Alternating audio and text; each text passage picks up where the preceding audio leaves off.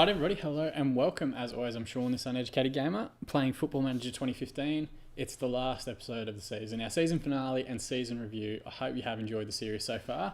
If you didn't watch the last episode, we've actually gone up as champions of the division, 10 points clear of our nearest rival, Havant and Waterlooville in second position. And we beat the 77 point mark that the real life Bromley side set for us this year. I'm not going to lie and say it's an incredible achievement or anything like that. The Bromley team is very good. I'm very lucky that I've gone them this season because they already had such a good squad. The video that you guys saw at the start of this one is actually the real life Bromley side celebrating their title triumph. Most of the players that you see celebrating in that are players that I let go of at the start of the season. If you think back to that very first episode, all of these guys over here that have left and gone on to other teams, some have gone to Maidenhead, most have actually retired from football completely. Sam Long you can't even access anymore. Ben May's a striker at Maidstone. Jamie Slabbers is a scout now. So, you know, they've pretty much walked away from football, the majority of them. But the players I brought in were enough to get us over the line and see us go up as pretty much the best team in the division. We scored more goals than any other side. Our goal difference was 17 goals, better than any other team out there. We had the third best defensive record in the competition. Most wins, fewest draws, or second fewest draws, and we had the fewest losses as well. Individual players, there were some really good performers over the course of the season. Daniel Roberts was magnificent for us. We brought him in with a view of him taking over that trequartista role, and it took him a while to learn it, but once he did, he really just stayed performing at a really high level for the entire season.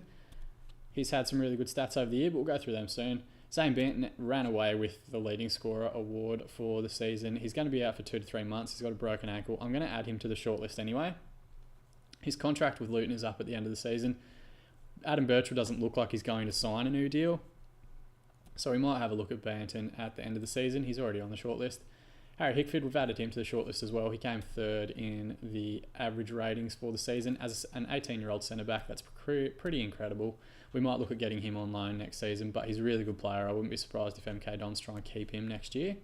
And Gareth Gwillam, the left-back, he's 32. He's got a 2-year deal, so we're not really going to look at him at all, but also had a really strong season individually. If we go to the full player stats here, we have players involved in pretty much all of the big ones. Moses Adamola, 5th best rating in the competition. He was excellent. We switched his sides more times than I care to admit, between the left winging role and the right wing role, between those two wing positions, and he was just as excellent in both. Jordan Robertson came 4th in the leading scorer with 22 goals. Considering how poorly he started the season, I think if he had a full 40-game season where he was in form for even a half of it, he would have gotten way more goals. But we'll take what we can get. 22 in the league was pretty excellent. I think he ended up with 27 or so all up. Danny Roberts, of course, distance covered. He had more than... He had 60... what is it? He had 55 more key passes than anyone else in the league. Scott Schulten came second in that regard, playing on the left-hand side of midfield. Reece Prestige also involved from that deep line playmaker position. He had 72, so 3rd best in the league. Seb Brown wasn't amongst the top goalkeepers, but he actually did play a lot more games than Gounet or Young did, so we'll give him a pass there. And if we go to our squad now and have a look at the individual player in, stats. The overall stats for the season, we can see here Daniel Roberts actually made the most appearances. If he was available, he played, and he usually played the 90 minutes. Didn't make any appearances off the bench. Reece Prestige and Jack Holland behind them. Nigel Seydoux, Moses Adamola. Seydoux's an absolute beast as well. Still only 20 years old, and he's just played 40 games for a season, I think, or 47 games for a season, I think is brilliant. Leading goal scorer, of course, Jordan Robertson with 26, Adam Birchall with 19, keeping in mind that, 19 from 19 starts is pretty impressive, but keeping in mind his form dropped off dramatically. I think he ended up going like 10 games or so without scoring, but still an incredible performance from him. 17 goals from Daniel Roberts from that trequartista role was excellent. Adamola chipping in with another 17 from the wing, and Reece Prestige with 11, albeit majority of them from the penalty spot. Louis Dennis was excellent, the breakout performer of the season. I really did not expect him to be pushing for a first team place. If anything, he would have been probably the 4th choice winger that we had, but his form, his height, his ability out of the air to get on the other end of crosses has been excellent.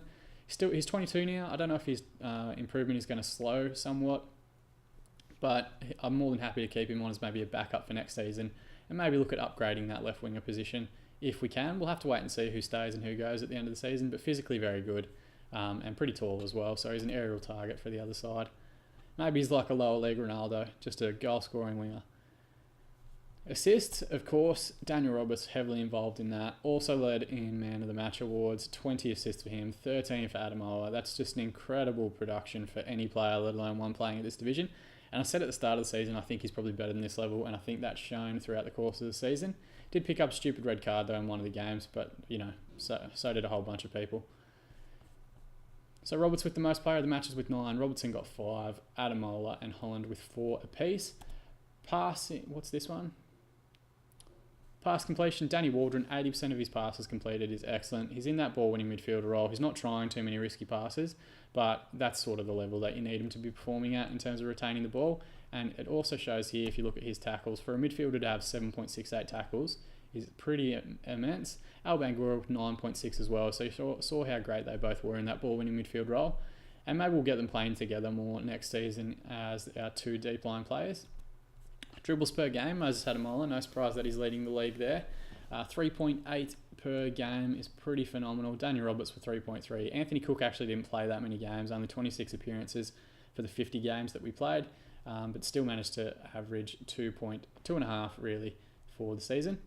Shots on target, Reece Prestige, 70% of the shots that he took, he got them on target, which is just a phenomenal number. I'm not sure exactly how many he took, but 70% is huge.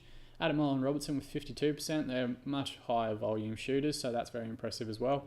And miraculously, Sam Sodje, 4th best in the team, 50% of the shots he took on target, but I can't imagine there would have been a whole lot. Yellow cards, Al Bangura, of course, led our team in those with 10. He actually sat out bans for both 5 yellow cards in the season and then 10 yellow cards in the season as well. Red cards, who is covered themselves in glory here? Kevin Malaga, 2 red cards. Bangura, Prestige and Roberts all picked up 1 as well. I think both Bangura and Roberts got theirs for 2 yellows, whereas Prestige was for Prestige was the last game of the season. So I probably got that wrong. Roberts and Prestige got theirs for 2 yellow cards in various games, whereas Bangura's was a straight red, and I think Malaga's one of them was a straight red anyway. Average rating, let's look at the top 5 performers for the entire season.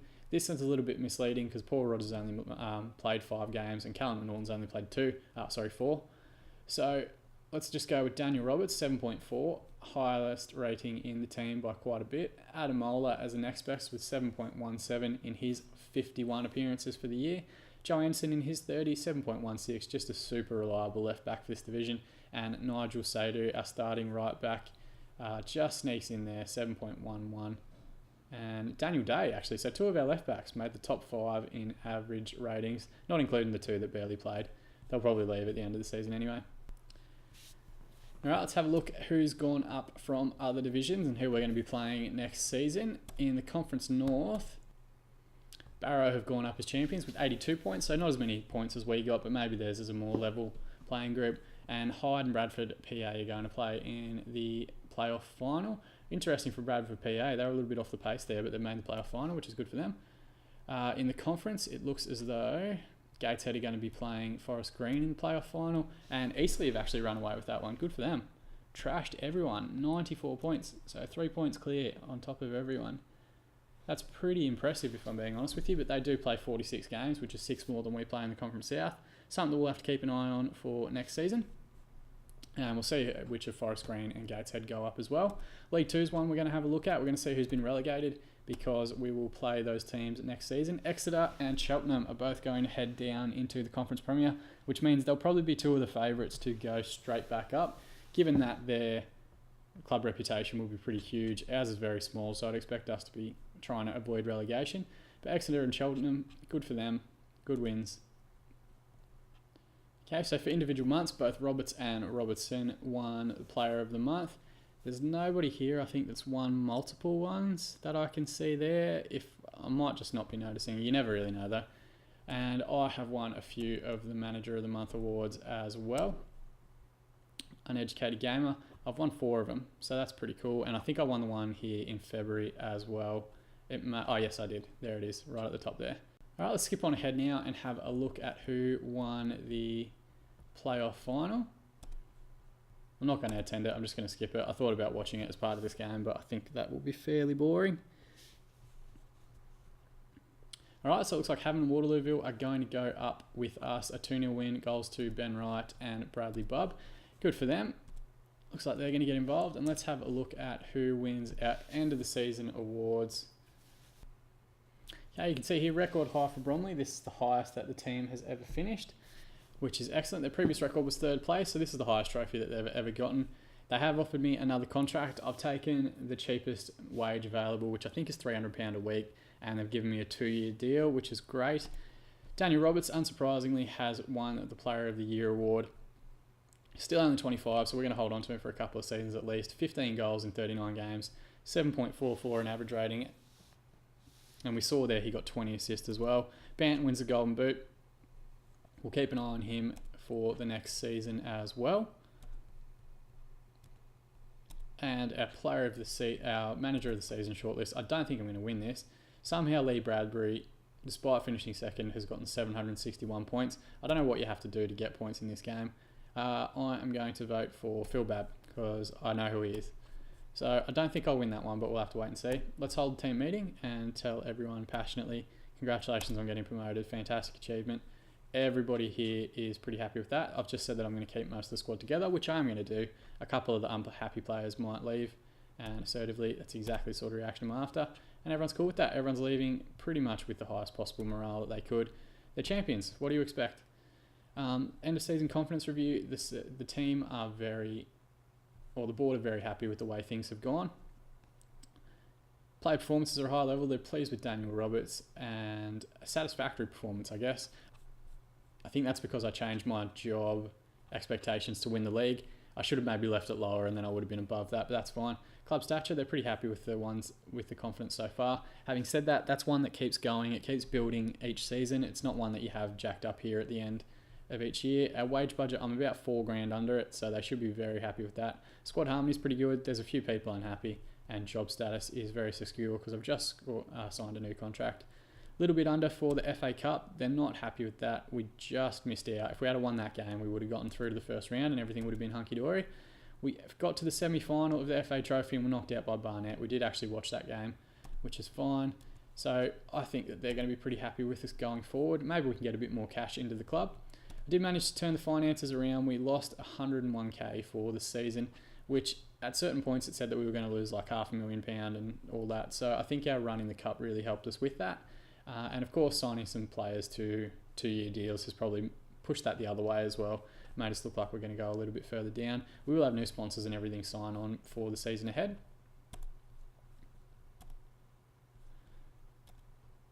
Yearly training summary. Sam Sodjay has been the only concerning performance over the course of the year. I may actually get rid of him during the pre-season. However, I'm going to set the pre-season to be 6 weeks long, and we'll take it from there.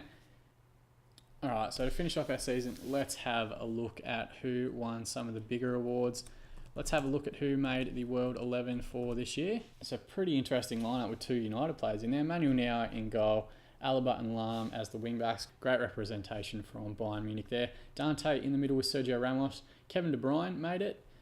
With Di Maria playing as a lower midfielder, that's an interesting one. Juan Mata in behind, Ronaldo and Cavani on the wings, and Lionel Messi up front. A couple of interesting ones on the bench here. Buffon, Hummels, Neymar, Aguero, Götze, Terry and David Villa. Despite David Villa playing at New York City FC, they've managed to squeeze him in. That's an interesting one. Let's have a look at who won the Player of the Year.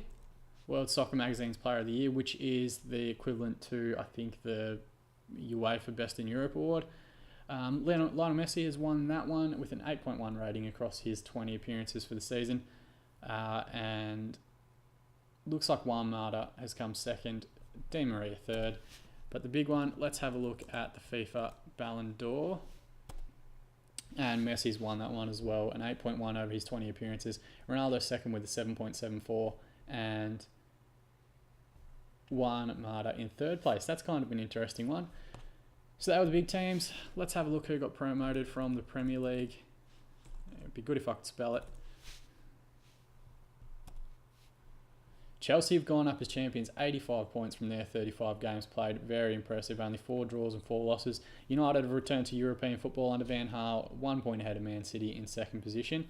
Falcao, top goal scorer, Juan Mata, highest rating in the comp. You kind of expect that with him coming second in those individual awards. Di Maria, second most assists. Coutinho with 15. Really, really impressive seasons and statistics from all those players there. And let's check out the Champions League. Who won that? Oh, it actually hasn't happened yet. But it's going to be Atletico, Dortmund, Bayern, or Barcelona. You'd probably expect... Well, Bayern actually beat Barcelona in the first leg. That'd be an interesting one. Anyway, we'll check back that one at the start of the next season. I've wasted too much of your time already in this little season review. There have been some excellent performers. I'm going to keep majority of this group ahead, but you can see these players here that are unhappy with their current roles in the side are probably going to head off. That's four that would be leaving, and I think Adam Birchall's still yet to sign a new contract as well. We might try and keep him around, but we'll see how we go. That brings an end to season 1. I hope you have enjoyed the series. If you have any feedback, be it positive or negative, chuck it in the comment section below. If you have any other gameplays or saves that you want to see me do, whether it's in this game or any other, of course, put that in the comment section, and as well, any links to your own YouTube content. I will go and watch it and check it out and send a like your way. More than anything though, thank you very much for watching. I hope you have enjoyed season 1. I very much look forward to presenting season 2 as well. It's going to be an interesting off season, but I'll see you guys again once it kicks off for season 2.